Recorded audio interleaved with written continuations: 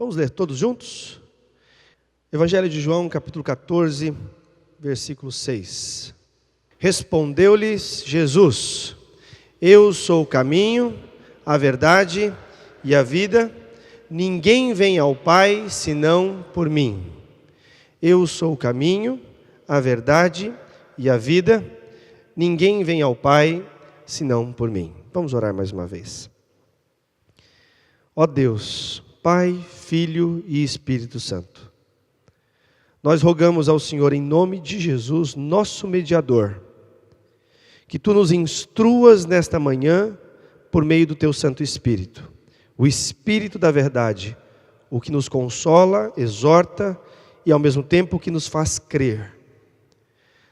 Coloca, ó Deus, no nosso coração a palavra de Cristo, de maneira que a gente possa olhar para Ele, para a cruz e para a graça que veio a partir dela, e assim nossa vida seja completamente preenchida da pessoa do Teu Filho amado Jesus Cristo. Oramos para que o Senhor aparte de nós o sono, o cansaço, qualquer distração, e nos auxilie a compreender a Tua mensagem, em nome de Jesus. Amém. Há uma história muito comum, que provavelmente vocês já devem ter visto ou ouvido pela internet, chamada Pegadas na Areia. Quantos dos irmãos já a conhecem? Muitos? Pois é, você que não conhece, a história diz o seguinte: há uma pessoa que, quando chega ao céu, passa então a observar a vida dela, vai passando as cenas da vida dela aqui na terra. E ela percebe que, à medida que essas cenas vão passando, é como se houvesse ela e Jesus andando lado a lado numa longa estrada de areia, uma margem assim de praia. E à medida que ela vai caminhando, as cenas vão passando, essa pessoa vai vendo dois pares de pegadas na areia. Ora, de um lado a de Cristo e a do outro a dela. Entretanto, nos momentos mais difíceis da sua vida, aqueles pares de pegadas somem e passa apenas um par de pegadas, que pouco a pouco vai andando sozinha, normalmente nos momentos mais angustiosos, nos momentos mais difíceis, até que em um determinado momento, quando as cenas vão terminando, de se passar, essa pessoa olha um pouco intrigada para o Senhor Jesus, que estava ali junto a ela, e diz assim: Senhor, eu resolvi lhe seguir, o Senhor fez uma obra maravilhosa na minha vida, e o Senhor me prometeu que sempre andarias comigo nos momentos difíceis, nos momentos agradáveis, mas nas noites de maiores tribulações que eu tive, nos momentos de mais angústias, nas dificuldades mais acentuadas, eu só vi um par de pegadas na areia. Eu não compreendo, Senhor, porque nas horas mais difíceis, o Senhor não estava comigo. E Jesus olha, segundo a história, com aquele olhar terno dele e responde assim: meu filho, eu jamais te abandonaria, sobretudo nas horas de prova, nas horas de sofrimento. Mas justamente quando você viu aquela pegada na areia, aquele par de pegadas na areia, foi exatamente ali, naquele momento, nos mais difíceis, que eu te carreguei no colo. A história tem as suas finalidades, suas aplicações, mas o que eu quero destacar é a pergunta que esse rapaz faz a Jesus, quando ele acha que se vê sozinho. Ele questiona, porque existe no coração humano uma grande dificuldade em lidar com sentimentos angustiosos, com noites ansiosas, com períodos de tribulação, sozinho.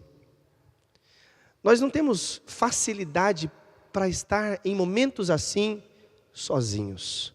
Nós precisamos de alguém.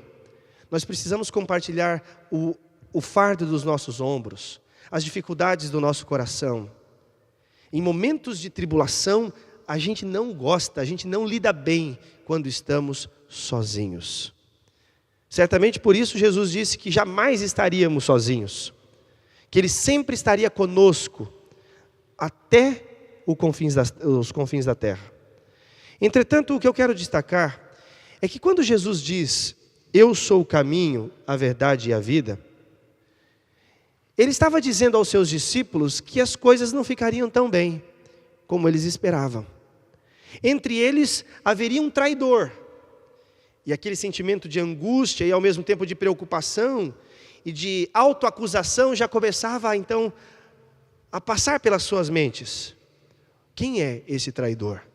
Que tipo de traição ele vai nos trazer? Qual é a consequência da traição dele? Jesus vai continuar dizendo, olha, os tempos vão ficar piores, porque além do traidor, todos vocês serão perseguidos.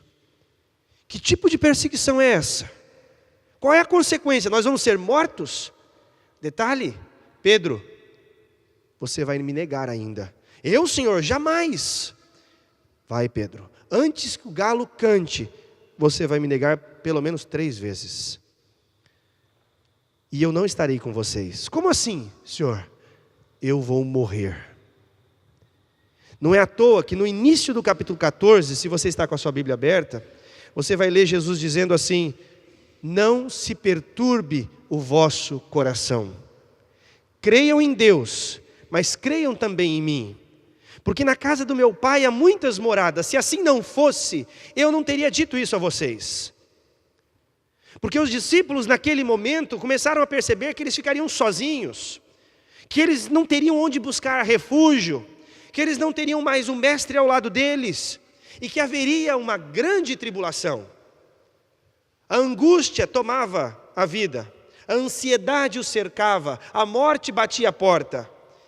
E conosco, sem dúvida nenhuma, não é diferente.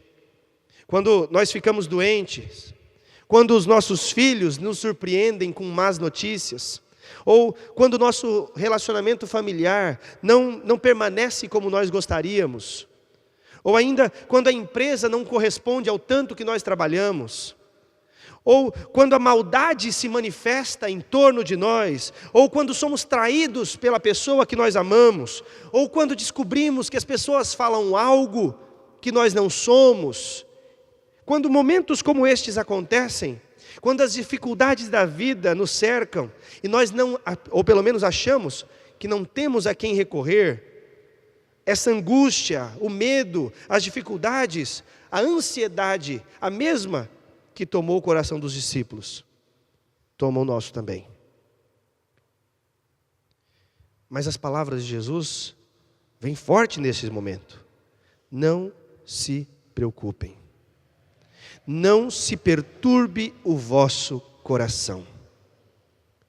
Há um lugar que eu estou preparando, porque este mundo é difícil mesmo. Este mundo é marcado por traição, pela ausência do amor, pelas dificuldades, pela perseguição aos corretos e pela defesa dos injustos. Este mundo é marcado por estas coisas mesmo. Mas haverá um lugar que eu estou preparando, debaixo da mão poderosa, debaixo da presença de Deus. E há muitas moradas neste lugar, onde todos aqueles que me seguirem habitarão ali comigo para sempre. Mas onde fica esse lugar? Pergunta Tomé. E Jesus responde, eu sou o caminho, Tomé. Eu sou a verdade. Eu sou a vida. Ninguém vai ao Pai, senão por mim. Nesse sentido, eu quero trazer 3 lições do que esta frase, da fala de Jesus, respondendo o coração dos seus discípulos, nos traz também nesta manhã, como resposta ao nosso coração, que por vezes se angustia, se entristece, à medida que acha que está sozinho nas caminhadas deste mundo. Primeira coisa que Jesus diz é que Ele é o caminho. Agora, percebam vocês, Jesus não está dizendo ou apontando, ensinando sobre um caminho, ou dizendo que existe um caminho. Ele está dizendo, eu sou o caminho. Existe pelo menos 5 referências no livro de Atos, que se dirige aos primeiros cristãos como os seguidores do caminho. Talvez você já tenha oportunidade de ter lido isso na sua Bíblia. Os primeiros cristãos eram chamados assim, os seguidores do caminho. É um dos primeiros nomes dados à fé cristã, o caminho, porque Jesus é este caminho. E este caminho é a sua própria pessoa. Quando ele diz, ninguém vai ao Pai, ninguém vem ao Pai senão por mim, ele está dizendo, olha, eu estou eliminando qualquer outra possibilidade de se aproximar de Deus, senão por mim. Qualquer tentativa de boas ações, qualquer tentativa de cerimônias religiosas, qualquer tentativa em ofertas volumosas, todas estas coisas podem ser importantes, mas não são meios, instrumentos pelas quais nós poderemos chegar a Deus. Porque só há uma forma de fazer isso, por meio de Jesus Cristo. Eu sou o caminho. E por que Jesus precisa ser este único caminho? O livro de Gênesis nos responde. Lá na criação, o ser humano optou por deixar o caminho de Deus para viver no seu próprio caminho. Um caminho de tentativa de independência. Um caminho de exclusão de Deus. Mas um caminho que lhe trouxe a morte. A morte, em primeiro lugar, do seu próprio corpo. A morte do nosso altruísmo, a morte da nossa moralidade, a morte do nosso relacionamento com Deus. Todo tipo de morte. Uma morte física, uma morte espiritual e uma morte eterna, porque estávamos eternamente distantes de Deus. Por isso que precisa de um caminho, de uma forma de se aproximar novamente. Lá no livro de Gênesis, capítulo 6, a Bíblia diz que Deus olha a terra no momento em que o homem opta por viver no seu próprio caminho. E a terra estava toda corrompida. Todo ser vivente havia corrompido o seu caminho na terra. É nesse sentido, por exemplo, que Deuteronômio, capítulo 9, versículo 16, diz que cedo vos desviastes do caminho que o Senhor Deus ordenara. É nesse sentido que o Salmo 1, o Salmo que muitos de nós conhecemos, diz que este caminho, o caminho humano sem Deus, nos levará à morte. O Salmo diz, o caminho dos ímpios perecerá. Um caminho sem Deus. Um caminho de ausência da presença de Cristo, da pessoa de Deus. Mas esse não é o desejo do nosso Pai. Deus não quer ver seus filhos morrendo, sobretudo morrendo eternamente. Em seus caminhos corrompidos, um caminho onde nós achamos que podemos ter uma vida autônoma com relação a Deus. Deus então vem ao nosso encontro e abre o verdadeiro caminho. E Ele faz isso porque Ele nos fez uma promessa. Está lá no Salmo capítulo 25. O Salmo 25 diz, lá no versículo 12, ao ser humano que teme ao Senhor, Ele o ensinará no caminho que deve escolher. Deus prometeu que Ele próprio nos ajudaria no melhor caminho, no verdadeiro caminho. Ao ponto de Isaías afirmar que o próprio Senhor, no tempo dele, libertará os prisioneiros dos seus próprios caminhos, para fazê-los viver tranquilamente, nos caminhos do Senhor.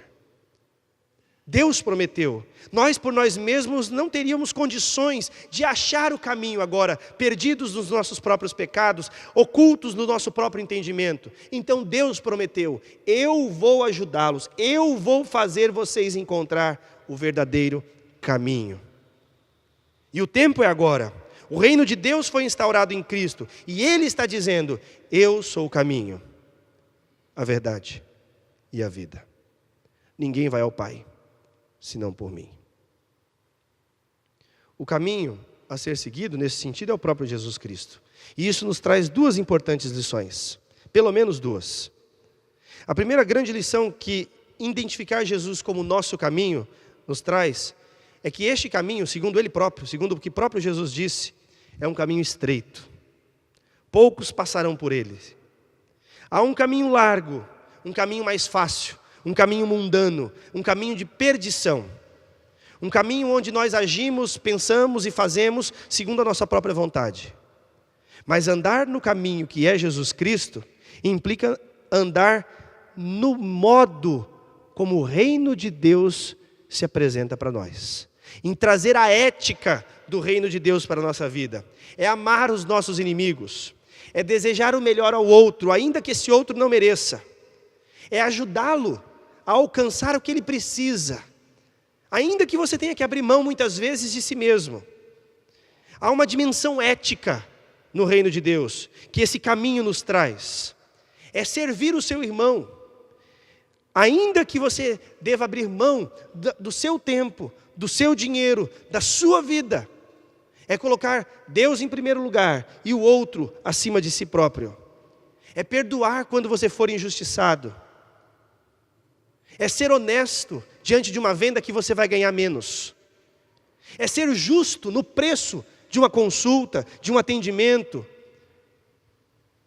É fazer o melhor sapato pelo preço mais justo, para que mais pessoas tenham acesso. É abrir mão muitas vezes da nossa condição financeira. É amar ao outro a ponto de fazer muito mais do que o outro espera do que você faça.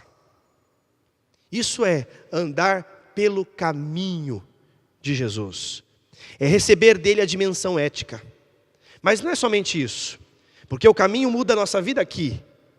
Mas também aponta por um caminho lá na frente. Para a morada eterna do Pai.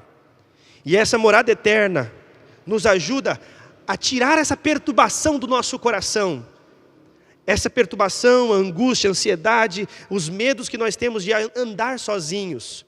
Para olhar para a eternidade e pensar, eu não estou sozinho aqui. Jesus está me conduzindo para a morada eterna. E de que maneira? Crer na morada eterna acalma tanto o coração perturbado daqueles discípulos como o nosso.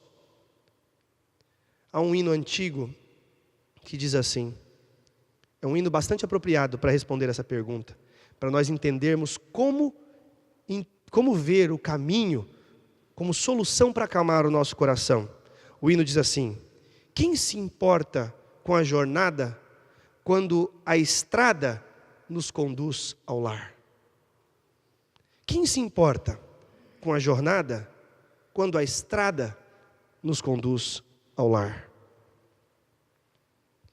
Ou seja, a certeza de um lar celestial nos faz suportar com alegria os sofrimentos do tempo presente. É nesse sentido que Hebreus capítulo 12, versículo 2 diz que o próprio Jesus Cristo suportou a cruz em troca da alegria que lhe estava proposta. É nesse sentido que o apóstolo Paulo vai dizer, porque eu tenho por certo que os sofrimentos do tempo presente, estes que nós passamos, não podem ser comparados com a glória que está a ser revelada em nós. Jesus é o caminho. E este caminho nos ajuda a viver aqui e a olhar para o futuro. Um caminho de renovação, de transformação da nossa mente. Há uma segunda lição que esse texto nos traz. Jesus é a verdade. Ele diz, eu sou o caminho, eu sou a verdade. E eu fiquei me perguntando, que verdade é esta que Jesus se apresenta a ser? O próprio João responde, lá na sua primeira carta de João, capítulo 5, versículo 20. E o que é que diz lá? Diz, também sabemos que o Filho de Deus é vindo e nos tem dado o entendimento para reconhecermos o verdadeiro. Estamos no verdadeiro, em seu Filho, Jesus Cristo. Este é o verdadeiro Deus e a vida eterna. Jesus é em pessoa a expressão do próprio Deus. É por isso que ele disse, quem vê a mim, o que é que ele disse? Quem vê a mim, vê o Pai. Ele é a expressão do próprio Deus. É por isso que João diz, e o verbo se fez carne. Ou seja, o que isso significa? Deus se fez humano e veio habitar entre nós, cheio de graça, cheio de verdade, diz o texto bíblico. Eu e o Pai somos um.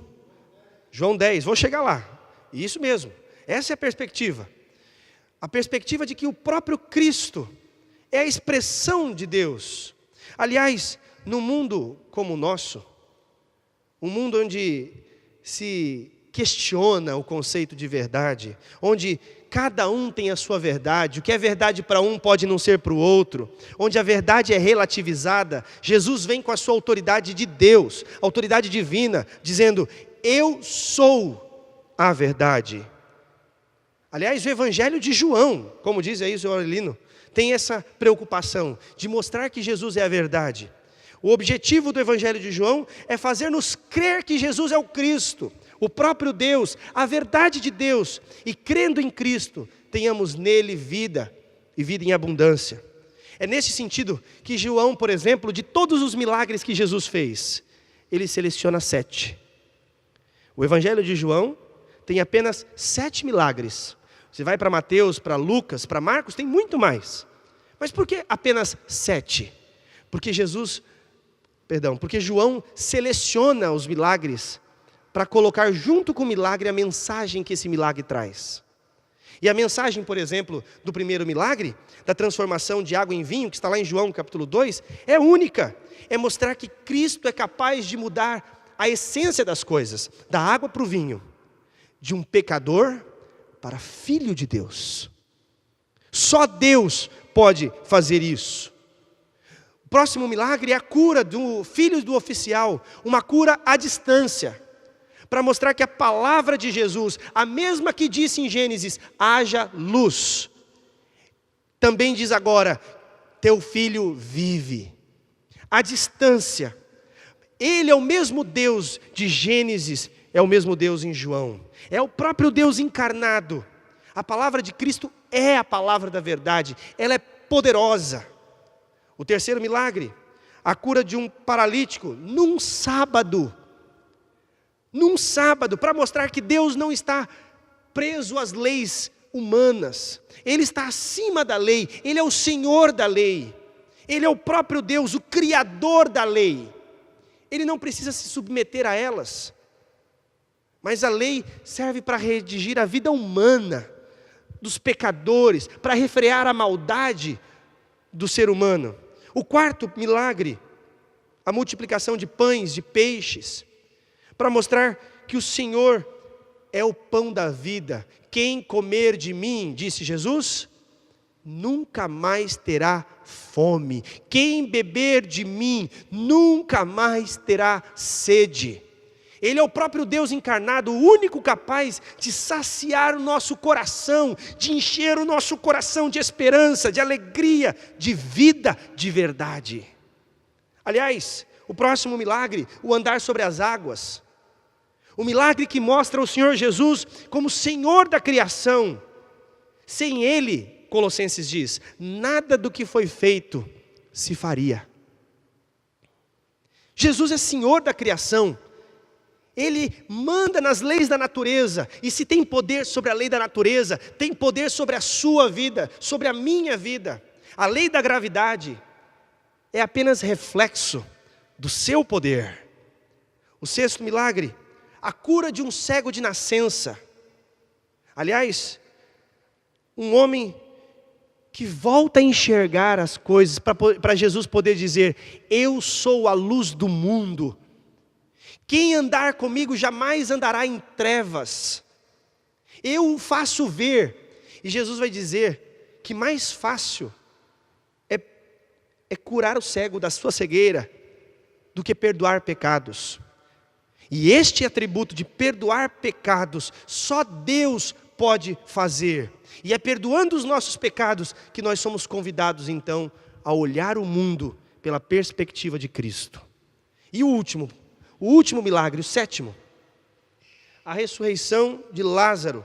Jesus demonstrando que nem a morte pode retê-lo, que o seu poder é maior do que a morte, que Ele é Senhor da vida, que a sua palavra traz do mundo dos mortos aquele que crer. Eu sou a ressurreição e a vida. Quem em mim crer jamais morrerá eternamente. Irmãos, Jesus é a verdade. Verdadeiro Deus, verdadeiro homem, e conhecendo a verdade, nós seremos libertos. Jesus disse em sua palavra que aquele que comete pecado é escravo do pecado. Mas o que crê no verdadeiro Deus, em Jesus Cristo, este é liberto do seu cativeiro. Os filhos do diabo querem apenas satisfazer seus próprios desejos, desejos estes pecaminosos. Seguem o conselho do próprio pai que possuem, o pai da mentira. aquele que desde o princípio não se firmou na verdade.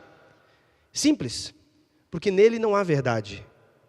Entretanto, nós sabemos que ele profere mentiras, mas Deus, quem é de Deus, ouve as palavras de Deus e permanece na verdade, que é Jesus Cristo.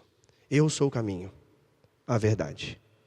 Jesus vai concluir: eu sou a vida. Que vida é esta que Jesus nos promete? Que vida é essa que Ele traz? O que Ele quer dizer quando diz, eu sou a vida? Ele está dizendo óbvio, que Ele é a própria vida, a vida em pessoa. No primeiro capítulo de João, versículo 4, está dizendo, a vida estava nele, Ele é a própria vida.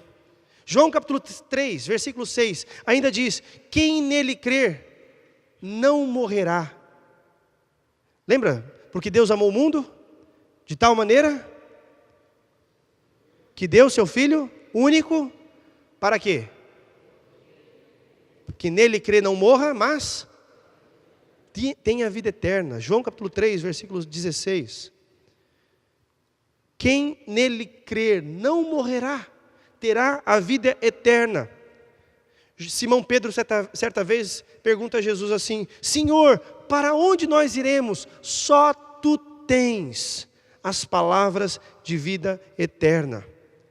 João capítulo 8, eu sou a luz do mundo, quem me segue não andará em trevas, pelo contrário, eu lhes dou a luz da vida. João capítulo 10, eu sou o bom pastor, e o bom pastor dá a sua vida pelas suas ovelhas. Que tipo de vida Jesus nos promete? Uma vida abundante, uma vida plena, uma vida completa, realizada. Porque lá em João capítulo 10, ele próprio diz, eu vim para que tenham vida, e uma vida em abundância. Que tipo de vida é esta, Senhor Jesus? João capítulo 17, versículo 3, a vida eterna é esta, que te conheçam, a Deus, a Ti, que me enviaste, e a Jesus Cristo, seu Filho. Que vida eterna! Que tipo de vida Jesus nos promete? Uma vida repleta de bens, uma vida repleta de grandes condições financeiras, uma vida repleta de muita saúde, uma vida repleta de justiça? Não. Todas estas coisas nós só teremos um dia nos céus, num lugar onde dinheiro é o chão onde nós pisamos, onde saúde vai ser constante porque nós não morreremos, onde justiça será garantida pela própria pessoa de Deus. O que Jesus nos promete nessa vida são aflições. Entretanto, ainda que sejamos afligidos, a presença dEle, a pessoa de Deus em nós teremos. E bem maior não existe. Maior fonte de riqueza não há. Não a riqueza física, mas uma riqueza espiritual. É saber que eu posso acordar pela manhã, dobrar o meu joelho, que o Rei do Universo vai me ouvir. Que eu posso entrar na presença do Pai, porque eu tenho vida nele. Uma vida que, embora eu tenha grandes condições ou não me esvai pelos meus dedos. Uma alegria que independe das circunstâncias, das pessoas ou das coisas à minha volta, mas uma alegria no próprio Deus. É nesse sentido, e eu quero finalizar, que há uma música de um projeto chamado Projeto Sola, que diz, para nós, Ele, Jesus Cristo, é da vida o melhor, o nosso mover, existir, nosso paraíso aqui. Só a Ele entregar o princípio e o fim. Do universo, o Rei. Do mundo, a luz. Jesus Cristo. O caminho, a verdade e a vida. Ninguém vai ao Pai, senão por Ele. Eu fico me perguntando, qual é o tipo de resposta que nós podemos dar a Cristo diante de tudo isso? Como você vai responder a Ele? Talvez você pense assim, mas eu já respondi. Houve um determinado momento da minha vida que todo o Evangelho fez sentido. Sim, eu creio nisso. Mas se você crê em Cristo, você precisa renovar sua aliança com Cristo. A Bíblia mostra inúmeras renovações de aliança. Não porque você corre o risco de perdê-la. Absolutamente. Mas porque o nosso coração por vezes se esfria. O nosso coração por vezes se mantém aquém daquilo que Deus gostaria. A gente se esquece destas verdades e precisa reaquecer o nosso coração com o caminho, com a verdade, com a vida, com o próprio Senhor Jesus Cristo. Mas talvez para você tudo isso seja novo. E se assim for, você precisa tomar uma decisão. A decisão de seguir por este caminho. Porque esse é o caminho da vida. O outro é o de morte. Este é o caminho da eternidade. O outro é do inferno, do sofrimento eterno. Este é o caminho que traz vida e vida em abundância. O outro traz a completa separação de Deus. Qual é a resposta que você oferece ao Senhor Jesus Cristo? Diante do reconhecimento de que Ele é o caminho, a verdade e a vida. Eu quero convidar você a orar neste momento. Baixar sua cabeça, fechar seus olhos e responder a Deus. Responda aquilo que Deus deseja que você faça. Responda para a glória de Deus. Pai bondoso, nesta manhã nós colocamos diante do Senhor o nosso coração, que precisa ser renovado, preenchido pelo Senhor Jesus. Precisa ter a direção do caminho, da verdade, da vida. Essa direção que só o Senhor pode nos dar. Por isso, ó Deus, nós te rogamos, fala conosco, instrua o nosso coração. E se nós já tivermos, ó Deus, um compromisso assumido contigo na infância, ou aquele compromisso que nós aprendemos com os nossos pais desde adolescência, juventude, ou ainda um compromisso assumido na vida adulta, um compromisso onde nós vivemos inteiramente nossa vida diante do Senhor. Faça-nos renovar mais uma vez esse compromisso contigo, dando-nos a determinação, o desejo, a vontade de segui-lo de maneira mais incisiva, mais determinada, mais segundo a tua própria vontade. Nós oramos assim, em nome de Jesus. E que a graça maravilhosa, eterna do Senhor Jesus Cristo, o amor de Deus, nosso Pai, e as consolações do Espírito que nos conduzem por este caminho, pela verdade eterna, estejam conosco, hoje e para todo sempre. Amém.